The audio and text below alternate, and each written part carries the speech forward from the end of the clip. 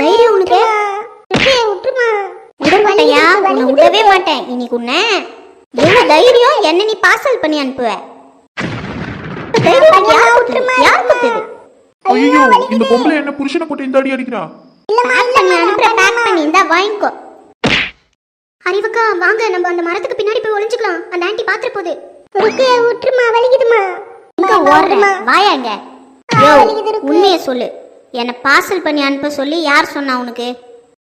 யாருமே சொல்லமா இருக்குமா, யாரும் சொல்ல. அறிவுக்கா, நம்ம பார்சல் பண்ணதுக்கு அந்த அங்கிள் மாட்டிக்கிட்டாரு போல. ஏண்டி சும்மா இருடி, நீ வேற. உண்மையை சொல்லு. உண்மையை மட்டும் சொல்லல, காதை கடிச்சு துப்பிடுவேன். அடிக்கலவி, காது கடிச்சு துப்புவியா? சரியான சோத்துக்கு செத்தவளா இருப்பா போல. சொல்லியா, உண்மையை சொல்லு. யார் என்ன பார்சல் பண்ணி அனுப்ப சொன்னது? யாரோ அனுப்ப சொல்ல இருக்கு. அந்த பார்சல்ல நீ எப்படி போனேன்னு எனக்கே தெரியலமா. என்ன விட்டு இருக்கு. யோ, எங்க ஓடுற? ருக்கு, உடு இருக்கு, வலிக்குது. உண்மையை சொல்ற வரைக்கும் வீட்டுக்குள்ள வராத. எங்கனா போய் ஒழி. பார்சல் அனுப்புற 4 நாள் அப்படியே கடை, அப்பதான் உனக்கு புத்தி வரும். அடிக்கலவி, புருஷனை போட்டு என்னமா பந்தாடிட்டு போறா? முதல்ல என்ன தூக்குங்கம்மா. ஐயோ அங்கிள், நான் உங்களை மறந்தே போயிட்டேன். எழுந்துருங்க அங்கிள். பாப்பா, என்ன அப்படி கொஞ்சம் சாஞ்சு உட்காருவீமா? சரிங்க அங்கிள். டாடி கிட்ட எப்படி தைரியமா பேச போறேன்னு தெரியலையே. எப்படியாச்சும் ஆபீஸ நம்ம கண்ட்ரோலுக்கு கொண்டு வரணும். ஆனா டாடி கிட்ட பேசுறதுக்கு வேற பயமா இருக்கு. என்ன பண்ணலாம்? வேற வழியே இல்ல, நம்ம தான் பேசி ஆகணும். டே கார்த்திக், இது உன்னோட லைஃப். உனக்கு வேணும்னா நீ தான் பேசி ஆகணும்.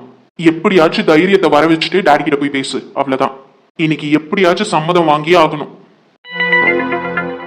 காலேஜ் படிக்கிற டைம்ல செம்மையா போகும். எனக்கெல்லாம் வீட்டுக்கு வர்றதுக்கே பிடிக்காது. அங்கேயே இருந்தெல்லாம் போல தோணும். ஆமா பிரியா, எனக்கும் அப்படிதான் இருக்கும். காலேஜ் லைஃப்லாம் போனா போனதுதான் இல்ல, திரும்ப கிடைக்காது. ஆமா மாமா, அது என்னவோ கரெக்ட் தான். என்ன எல்லாம் ஜாலியா பேசிட்டு இருக்கீங்க போல. பசங்க 2 பேரும் உங்க காலேஜ் வாழ்க்கையை பத்தி பேசிட்டு இருக்காங்க. நீ அதான் கேட்டுட்டு இருக்கோம். சரி சரி வாங்க, சாப்பிட போலாம். அத்தை, டிஃபன் ரெடி ஆயிடுச்சா? ரெடி ஆயிடுச்சுமா பிரியா. உனக்கு பிடிச்ச சப்பாத்தியும் செஞ்சிருக்கேன், வா.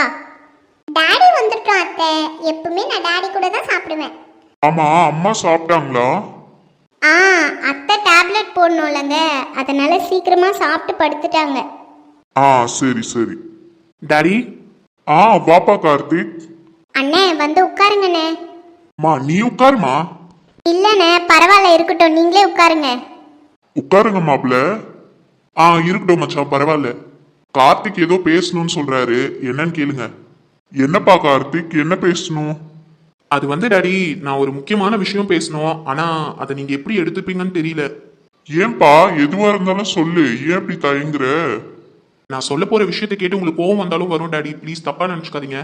கார்த்திக், முதல்ல என்ன விஷயம்னு சொல்லு, அதுக்கப்புறம் கோவம் வருமா வராதான்னு பாத்துக்கலாம். அது ஒன்றும் இல்லை டாடி, நம்மளோட கன்ஸ்ட்ரக்ஷன் கம்பெனியை நான் டேக் ஓவர் பண்ணலான்னு நினைக்கிறேன். என்னப்பா கார்த்திக் சொல்ற?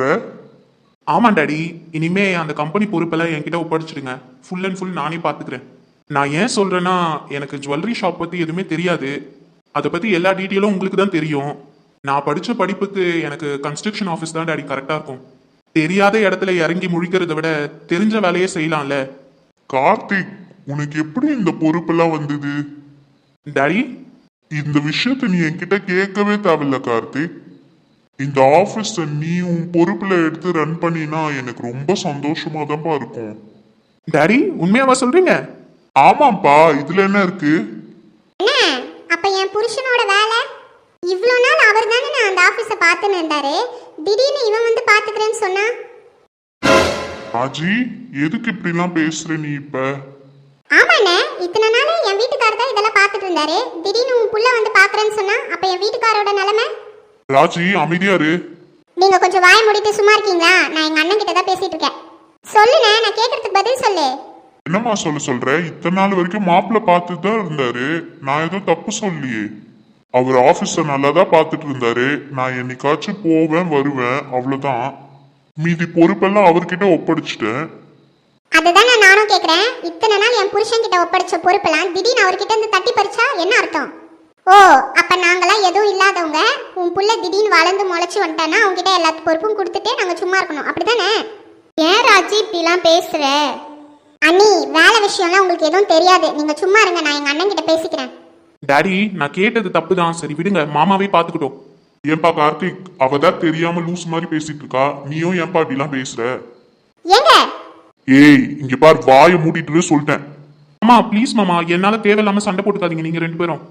ஐயோ சண்டைலாம் போட்டுக்கல நாங்க, இது உங்களோட கம்பெனி. இவ்வளோ நாள் இந்த ஆபீஸை நான் பொறுப்பா பார்த்துக்க மட்டும் தான் செஞ்சேன், மற்றபடி எல்லாமே பண்ணது மச்சான் தான். உங்க கையில இந்த பொறுப்பை ஒப்படைக்கணும் தான் நான் வெயிட் பண்ணிட்டு இருந்தேன். ஆனா உங்களுக்கு அதுல இன்ட்ரெஸ்டே இல்ல, நீங்களா எப்போ வந்து கேக்குறீங்கன்னு பார்க்கலாம் தான் நான் வெயிட் பண்ணிட்டு இருந்தேன். ஆனா மாமா இதுல உங்களுக்கு ஒன்றும் வருத்தம் இல்லையே?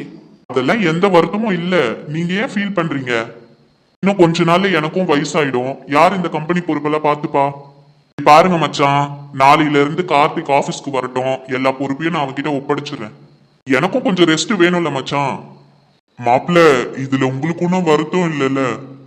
வருத்தம்லாம் இல்ல மச்சான், எனக்கு ரொம்ப சந்தோஷம் தான். இந்த ஆளுக்கு எனக்கு இருக்கா பிடிச்சிருக்கு. சரிப்பா கார்த்திக், நாளையில இருந்து நீ ஆபீஸ் போய் கவனிச்சுக்கோ. Thank you daddy. இனிமே பொறுப்பா இருக்கணும் கார்த்திக், சரியா? கண்டிப்பா daddy. Karthik all the best. Thanks Priya. சரி வாங்க எல்லாரும் சாப்பிடலாம், டைம் ஆகுது. இங்க வா. ராஜி எங்க கூட்டின்னு போயிட்டு இருக்க சொல்லு. யோ உனக்கு என்ன பைத்தியமாயா பிடிச்சிருக்கு? லூசு மாதிரி ஆபீஸ்ல நேத்து வந்தவங்க கையில தூக்கி கொடுக்குற. அதுக்காக தானே இத்தனை வருஷம் கஷ்டப்பட்ட நீ, உனக்கு கொஞ்சம் கூட அறிவில்ல. நீ தாண்டி லூஸ் மாதிரி பேசிட்டு இருக்க, அது அவங்களோட சொத்து, அவங்களோட கம்பெனி, அவங்களுக்கு தான் போய் சேரணும். நான் இத்தனை வருஷமா எடுத்து நடத்தினா என் கம்பெனி ஆயிடுமா? யோ உன்னை எதுக்கு அந்த கம்பெனியில நான் சேர்த்து விட்டேன்? எப்படியாச்சும் நல்லபடியா வேலையை கத்துக்கிட்டு அந்த கம்பெனியை உன் பேருக்கு மாத்தி எழுதுற அளவுக்கு பண்ணணும்னு சொன்னனா இல்லையா? ஓடி பைத்தியக்காரி, ஆசை கொஞ்சம் நஞ்சம் இருக்கலாம், இவ்வளோலாம் இருக்க கூடாது. டாடி மம்மி ஆசைப்படுறது கரெக்ட் தான். என்ன டாடி நீங்க இந்த மாதிரி பண்ணிட்டீங்க? இதெல்லாம் நான் உங்ககிட்ட கொஞ்சம் கூட எதிர்பார்க்கல டாடி. மோனி நீயுமா உங்க அம்மா கூட சேர்ந்துட்டு இப்படிலாம் பண்ணாத, அது அவங்களோட கம்பெனி. அவங்களோடதா இருந்தா என்ன டாடி, அம்மாவோட அண்ணன் கம்பெனி தானே. மாமாவோட சொத்துல அம்மாக்கும் பங்கு இருக்கு, அது தெரிஞ்சுக்கோங்க. இங்க பார் மோனி, நான் உன்னை நல்லா சொல்றேன் கேட்டுக்கோ, இதெல்லாம் உங்க மாமா பேர்ல கிடையாது, அந்த கம்பெனி முழுக்க முழுக்க உங்க அத்தை பேர்ல தான் இருக்கு. எங்க அண்ணன் பேர்ல இருந்தானே எங்க அண்ணி பேர்ல இருந்தானே, அது நம்மளுக்கு தான் சொந்தம். இனிமே உனக்கு வேலை செய்ய தெரியலன்னு ஏதாவது சொல்லி அந்த பையனை வெளியே துரத்துறதுக்கு பாரு. சும்மா அவனை உள்ள சேர்த்து வச்சுன்னா அவனுக்கு வேலையை சொல்லி கொடுத்து அவனை நல்லபடியா பாத்துக்கிறேன் அப்படி இப்படின்னு தெரிஞ்சுன்னு வச்சுக்கேன், அவ்வளவுதான். என்ன சொல்றது புரியுதா? இதுங்க சொல்ற பேச்சு கேட்டா நம்மளும் உருப்படாம போயிடுவோம். யோ நில்லியா, யோ ஒரு நிமிஷம் நில்லு. நான் திமிர் பத்தியா உங்க அப்பனுக்கு?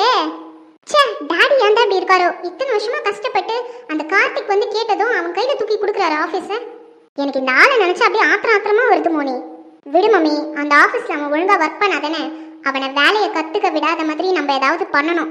அப்ப மாமாவே அவனை கழுத்தை பிடிச்சி வெளியே தள்ளுவார்ல, இனிமே ஆபீஸ் பக்கமே வராதன்னு சொல்லுவார்ல. அந்த மாதிரி ஒரு விஷயம் நடந்ததுன்னு வையேன், காலத்துக்கும் டாடி தான் அந்த ஆபீஸ்க்கு எம்டியா இருப்பாரு. ஆமா மோனி, இந்த ஆளை நம்பி ஒரு பிரயோஜனமும் கிடையாது, நம்ம தான் ஏதாவது பண்ணணும். எங்க அண்ணனும் பாரு, இத்தனை வருஷமா தங்கச்சி வீட்டுக்காரர் நம்மளுக்காக உழைச்சிருக்காரு, அவருக்காக ஏதாவது பண்ணுவோன்னு ஏதாவது பண்ணாரா பாரு. பெத்த புள்ள வந்து கேட்ட உடனே ஆபீஸ் பொறுப்பை மொத்தம் அவன் கையில தூக்கி கொடுத்துட்டாரு. அப்ப இத்தனை வருஷமா வேலை செஞ்ச என் வீட்டுக்காரர் என்ன கேனையனா என்ன? சரி விடு மம்மி, பாத்துக்கலாம்.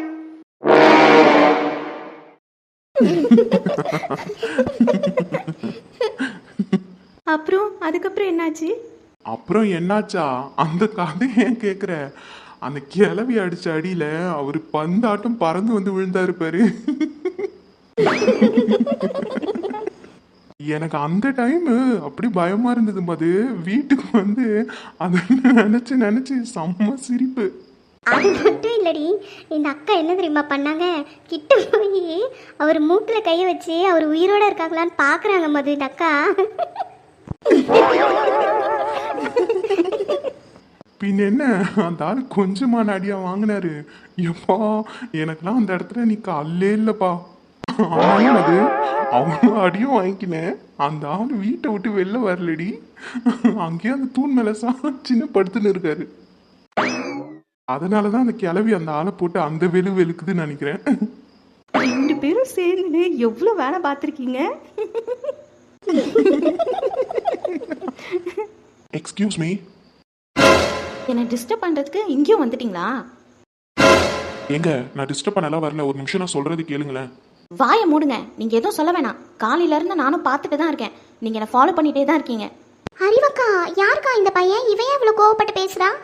அன்னைக்கு எங்க வீட்டுக்காரர் தேடிட்டு 2 பேர் வந்தாங்கன்னு சொன்னல, அதான்டி அந்த கிழவி கூட சண்டை போட்டுச்சே, ஒரு பையன் பின்னாடி வந்தானே, அந்த பையன் தான் இவன். இன்னைக்கும் என் வீட்டுக்கார பார்க்க தான் வந்திருப்பான்னு நினைக்கிறேன். நான் அங்க இல்ல, அதனால என்னை தேடி வந்திருப்பான். ஆமா, இவன் எதுக்கு தேவையில்லாம அவன் கூட சண்டை போடுறா?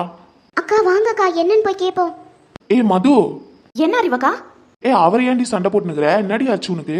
நானும் பார்த்துட்டே தான்க்கா இருக்கேன். காலையில் நான் கோவிலுக்கு போனால் கோவிலுக்கு வந்து நிற்கிறாரு. மார்க்கெட் போனால் அங்கேயும் வந்து நிற்கிறாரு.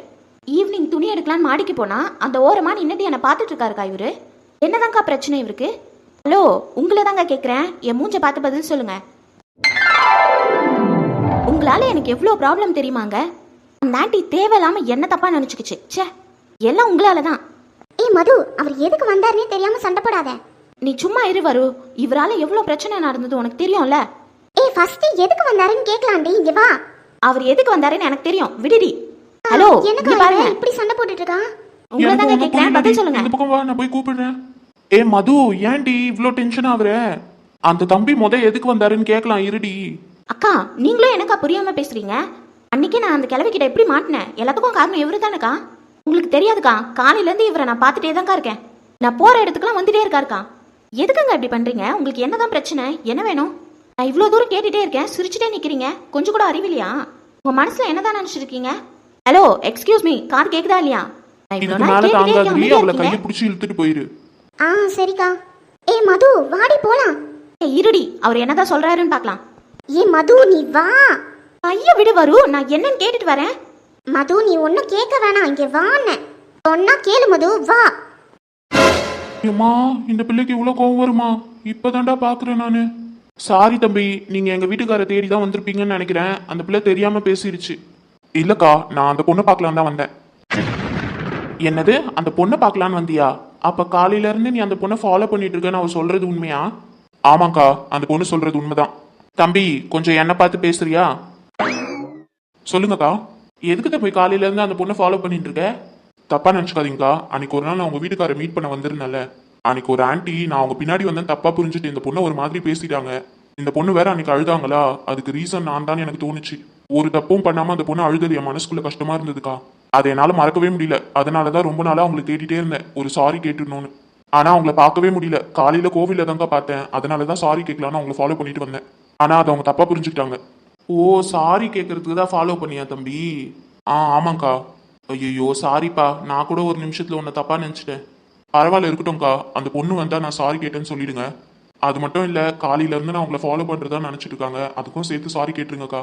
ஐயோ தம்பி, அதெல்லாம் ஒன்றும் இல்லை. அந்த கிளவி இருக்குல்ல, அது ஒரு மென்டல், அது அப்படிதான் பேசும். நீங்க அதை பத்திலாம் யோசிக்காதீங்க தம்பி, அதெல்லாம் அப்பவே மறந்துட்டோம் நாங்க. இல்லக்கா, நீங்களாம் மறந்துட்டு இருப்பீங்க, அவங்க இன்னும் மறக்கலன்னு நினைக்கிறேன். அவங்க பேசின பேச்சை வச்சு தெரிஞ்சிருச்சு எனக்கு, அவங்க மனசுல இது பெரிய தாக்கத்தை ஏற்படுத்தி இருக்குன்னு. தயவு செஞ்சு என்ன மன்னிச்சிட சொல்லுங்கக்கா. இதை சொல்றதுக்கு தான் இவ்வளவு தூரம் வந்தேன், இவ்வளவு நேரம் வெயிட் பண்ணேன். சரி தம்பி, நீங்க அதை பத்திலாம் கவலைப்படாதீங்க, கண்டிப்பா நான் அவகிட்ட சொல்றேன். ரொம்ப தேங்க்ஸ்க்கா, நான் கிளம்புறேன். சரிங்க தம்பி, பார்த்து போங்க. சரிங்கக்கா, வரேன். அறிவக்கா, எங்கக்கா அவன்? அவன் போயிட்டான்டி. ஆமா, எதுக்குக்கா அந்த பையன் இங்க வந்தான்? இவ வேற காலையில இருந்து பார்த்துட்டே இருக்கான்னு சொல்றா. அன்னைக்கு எந்த தப்பும் பண்ணாம மது அழுதால, அது அவனுக்கு கஷ்டமா இருந்துதான். நம்மளாலதான் இந்த பொண்ணு இவ்வளவு ஃபீல் பண்ணுது, இவ்வளவு பிரச்சனைன்னு சொல்லி அந்த பொண்ணு கிட்ட சாரி கேட்கலான்னு வந்தானாண்டி. அதுக்குள்ளேயே உங்க அக்கா பத்திரகாளி ஆட்டம் ஆடிட்டாலே. ஆனாக்கா, மதுக்கு கோவம் வந்து நான் இப்பதான்க்கா பாக்குறேன். அம்மா. ஆமாண்டி, சும்மா சொல்லக்கூடாது. எப்பா படன்னு புரிஞ்சு தள்ளிட்டாலே. இனிமே அவகிட்ட கொஞ்சம் உஷாரா தான் இருக்கணும். எங்க அவ? அதுவும் அங்கதான்க்கா நிக்கிறா. சரி வா, போய் அந்த பையன் எதுக்கு வந்தான்றத சொல்லுவோம். அப்பதான் அந்த பையன் மேல இவளுக்கு கோவம் இருக்காது. பாவம் பாத்தீங்களாக்கா, அந்த பையன் சாரி கேட்க வந்திருக்கான். இவ எப்படி தப்பா நினைச்சிட்டு இருக்கா? அதான்டி, வா அவளுக்கு பேசி புரிய வைக்கலாம். அவன் எதுக்கு ஃபாலோ பண்றான்னு தெரிஞ்சு அவளுக்கு கோவம் குறையும்ல. வா போலாம். சரிங்கக்கா. சி, அசிங்கமாவே இல்லையாடா உனக்கு? நான் ஏன்டா அசிங்கப்படணும்? என் ஆள் என்கிட்ட பேசிட்டான்னு எனக்கு பெருமையா இருக்கு. ஆமா, ஒரு பொண்ணு கழுவி மூஞ்சி மேலே பொலிச்சுன்னு ஊத்திக்குது. ஏதோ 6-7 ஆஸ்கார் அவார்டு வாங்கின மாதிரி பெருமையா இருக்குதான். மூஞ்சியம் பாரு. நீ என்ன வேணா சொல்லுடா, எனக்கு கோவம்லாம் வராது. என் மது எப்படி பேசினா தெரியுமா? ஆனா ஒன்னுடா மச்சான், அவ சண்டை போடும் போது கூட அழகா இருக்கா. அதை நீ பார்த்து மிஸ் பண்ணிட்ட. டேய் எங்கடா போற? இந்த வீட்டு பால்கனில இருந்து எகிரி குச்சி தற்கொலை பண்ணிக்க போறேன், வரியா? இல்ல எனக்கு கொஞ்சம் வேலை இருக்கு, நீ போ, நான் அப்புறமா வரேன். கடவுளே, இவனெல்லாம் திருத்தவே முடியாது. ச்சீ.